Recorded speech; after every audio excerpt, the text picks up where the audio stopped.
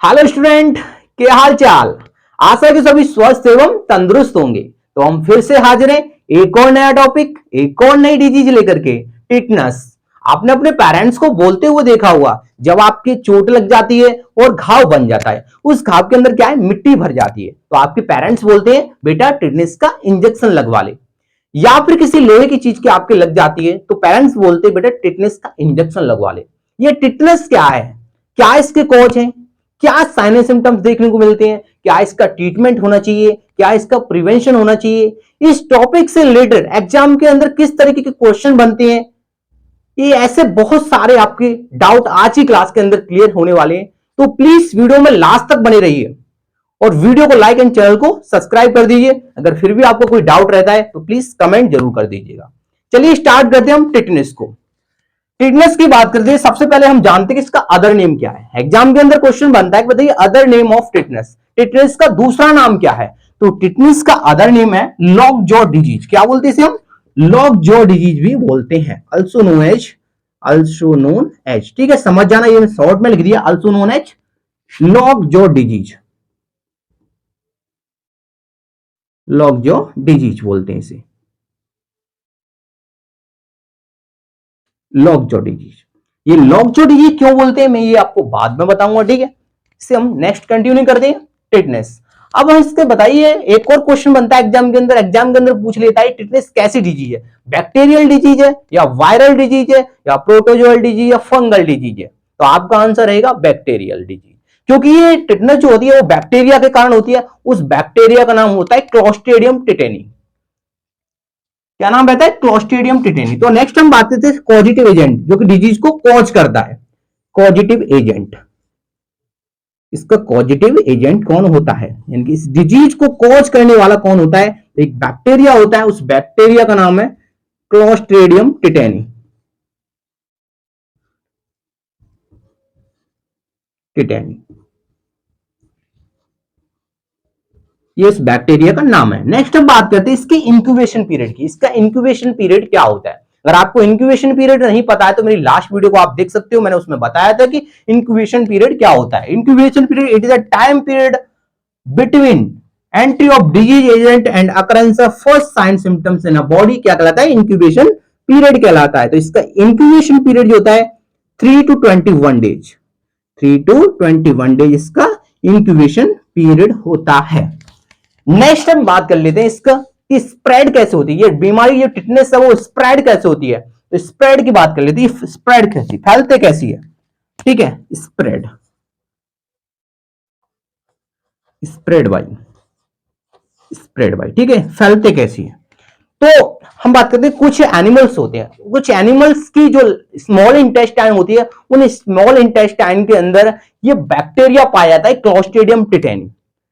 ये वहां पर कुछ कॉमन सेल रहता है। कॉमन सेल यानी कि यहाँ तो उस बॉडी की स्पेस को तो लेगा, उस एनिमल्स की बॉडी की स्पेस तो लेगा, ना तो वो उसमें कोई बेनिफिट पहुंचाएगा ना ही उस बॉडी को हार्म करेगा, उसे हम कॉमन सेल बोलते हैं। तो ये बैक्टीरिया कुछ एनिमल्स की स्मॉल इंटेस्टाइन के अंदर एक कॉमन सेल रहता है, ठीक है। तो फिर क्या होता है, ये वहां पे ये बैक्टीरिया रहेगा तो वहां पे स्पोर भी बनाएगा। जब स्पोर बनाएगा, ठीक है, तो जो एग्जाम्पल के लिए आपको बता दूं, हॉर्स, क्या एनिमल्स में हॉर्स, तो हॉर्स की मान लेते हो, हॉर्स क्या है, स्मॉल इंटेस्टाइन के उसके अंदर क्या है, ये बैक्टीरिया है। ये बैक्टीरिया स्पोर भी बनाएंगे। जब स्पोर बनाएंगे तो क्या, जब हॉर्स अपने वेस्ट मटेरियल को बाहर निकालेगा या फिर डंग, क्या डंग करेगा, तो वो क्या डंग क्या होगा, मिट्टी के अंदर मिल जाएगा, क्या मिट्टी के अंदर मिल जाएगा। और मिट्टी के अंदर ये जो स्पोर होते हैं कम से कम 60 साल तक क्या रहते हैं, उस मिट्टी के अंदर रहते हैं। जब हम क्या करेंगे, उस मिट्टी के अंदर खेल रहे होंगे, चोट लग जाएगी तो मिट्टी क्या आ जाएगी, मिट्टी क्या होगी, हमारी उस चोट में लग जाएगी, और वो जो स्पोर थे वो भी इस मिट्टी मिट्टी के साथ में किस में आ जाएंगे, उस वुंड में आ जाएंगे, और वुंड के द्वारा बॉडी के अंदर एंटर कर जाएंगे, यानी कि वो बैक्टीरिया हमारी बॉडी के अंदर एंटर कर जाएगा और हमें क्या हो जाएगी, टिटनस हो जाएगी।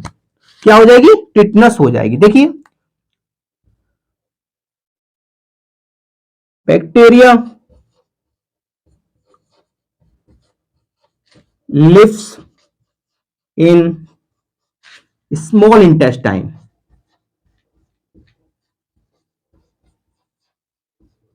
small intestine of some animals, कुछ जानवरों की स्मॉल इंटेस्टाइन के अंदर ये बैक्टीरिया पाया जाता है। लाइक एग्जांपल के लिए हमने हॉर्स मान लिया, क्या मान लिया? हॉर्स, हॉर्स घोड़ा, ठीक है, हॉर्स मान लिया, ठीक है। तो ये बैक्टीरिया का होगा, क्या होगा? डंक के थ्रू किसमें आ जाएगा? मिट्टी के अंदर आ जाएगा। तो spore abundant in soil, dent in soil, soil कितने साल तक? कम से कम 60 ईयर तक, 60 साल तक, ठीक है, 60 साल तक उस मिट्टी के अंदर रहेंगे।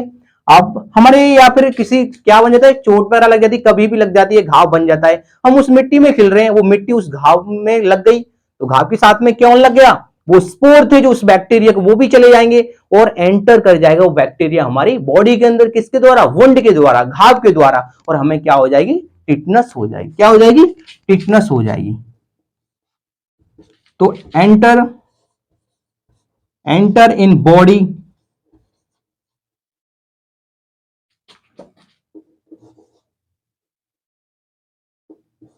बाई वुंड, वुंड के द्वारा हमारी बॉडी के अंदर क्या कर जाएगा? एंटर कर जाएगा, एंटर कर जाएगा और अटैक करेगा हमारे नर्वस सिस्टम पे। किसको पे अफेक्ट डालेगा? सबसे पहले नर्वस सिस्टम को हमारे को अफेक्ट करेगा। किस पे अफेक्ट करेगा? हमारे नर्वस सिस्टम पर, नर्वस सिस्टम, ठीक है, नर्वस सिस्टम पर अफेक्ट करेगा। इस तरीके से क्या होता है? ये स्प्रेड होता है। यहां पर हम कह दें कि ये कैसे फैलता है और क्या इसका कारण है फैलने का। एक तो होता है अनस्टेलाइज इंस्ट्रूमेंट के द्वारा डिलीवरी करना या अम्बिलिकल कॉर्ड को कट करना, क्योंकि जो अनस्टेलाइज इंस्ट्रूमेंट है उसकी बैक्टीरिया को किल नहीं किया गया, उस पर क्या हो सकता है? उस पर जो क्लस्ट्रिडियम टिटेनी है वो उस पर इंस्ट्रूमेंट के ऊपर हो सकता है, और हमने उन अनस्टेलाइज इंस्ट्रूमेंट से क्या कर दिया? डिलीवरी कर दी या अम्बिलिकल कॉर्ड की कटिंग कर दी, तो वो वहां पे चांस रहते हैं टिटनेस होने के लिए। इसलिए जो प्रेग्नेंट लेडी होती है उनके वैक्सीन लगाई जाती है टिटनेस की।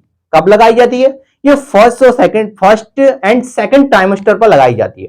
इसके 2 डोज लगाए जाते हैं। फर्स्ट डोज कब लगाया जाता है? फर्स्ट एंड सेकंड ट्राइमेस्टर पर, एंड दूसरा डोज लगाया जाता है उस दिन पहली डोज के 4 वीक बाद। 4 वीक बाद क्या लगाते हैं? सेकंड डोज लगाते हैं। तो इसीलिए लगाते हैं प्रिवेंट करने के लिए, टिटनेस को प्रिवेंट करने के लिए। नेक्स्ट हम बात करते हैं ये क्या करता है? नर्वस सिस्टम पर अफेक्ट डालता है, नर्वस सिस्टम को अफेक्ट करता है। तो साइन एंड सिम्टम्स क्या देखने को मिलेंगे? ठीक है, तो हम साइन एंड सिम्टम्स की बात करते हैं कि टिटनेस के अंदर साइन एंड सिम्टम्स क्या देखने को मिलेंगे।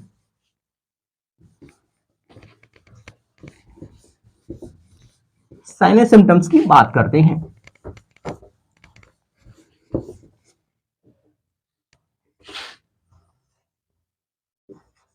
Sign and symptoms,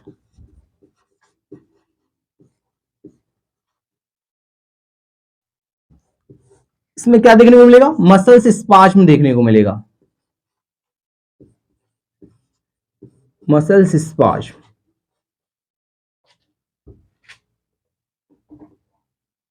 muscles spasm. कौन सी मसल्स का? एक तो फेस का, सेकंड नेक मसल्स का स्पाज्म देखने को मिलेगा। क्यों देखने को मिल रहा है मसल्स स्पाज्म? क्योंकि हमारा नर्वस सिस्टम क्या हो गया? डिसफंक्शन हो गया है। कैसा हो गया nervous system? Due to nervous system dysfunction, nervous system dysfunction,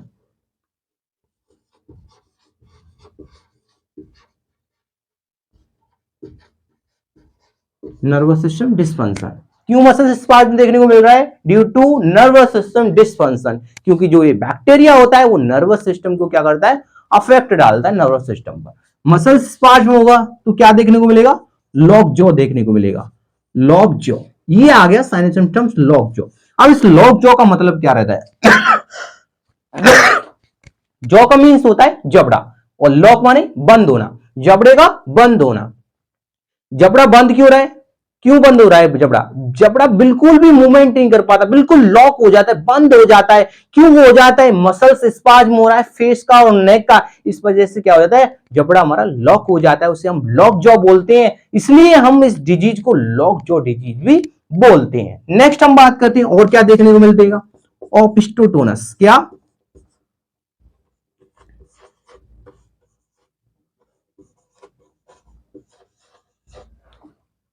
ओपिस्टोटोनस, Dhanush टंकार position वगैरह देखने को मिलेगी, या आप फिगर के अंदर देख सकते हो, ठीक है। ये कौन सी पोजीशन है? ऑपिस्टोटोनस पोजीशन। इस तरह की क्या बन जाती है? एक पोजीशन, एक शेप बन जाती है बॉडी की। क्यों बन जाती है? क्योंकि मसल स्पाज्म देखने को मिल रहा है, ठीक है, ऑपिस्टोटोनस। इसके अलावा क्या साइन एंड सिम्टम्स देखने को मिलेगा? टैकीकार्डिया देखने को मिलेगा, टैकीकार्डिया। हार्ट रेट बड़ी देखने को मिलेगी। इसके अलावा टैचीपीनिया, टैकीपीनिया, रेस्पिरेशन बड़ी देखने को मिलेगी। इसके अलावा रेस्टलेसनेस, रेस्टलेसनेस, बेचैनी देखने को मिलेगी, रेस्टलेसनेस। वो पर्सन क्या है? इधर से उधर घूमता रहेगा, ठीक है, उसे बेचैनी देखने को मिलेगी, रेस्टलेसनेस। इसके अलावा क्या देखने को मिलेगा? इसके अलावा difficulty in swallowing, difficulty in swallowing, difficulty in swallowing,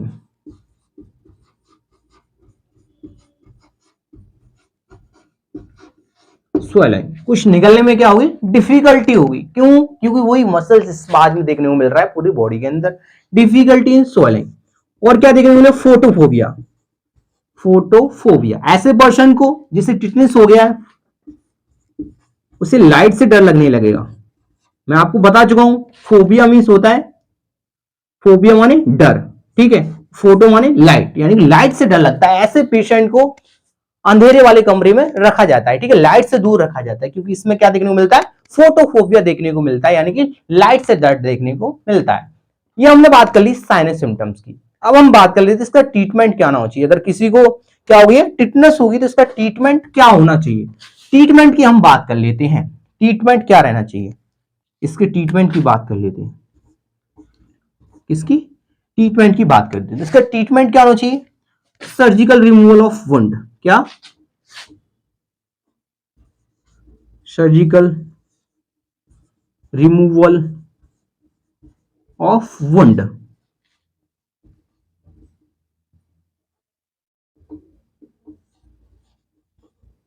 जिस जगह घाव बन गया उसे सर्जरी के द्वारा निकाल दिया जाए, ठीक है।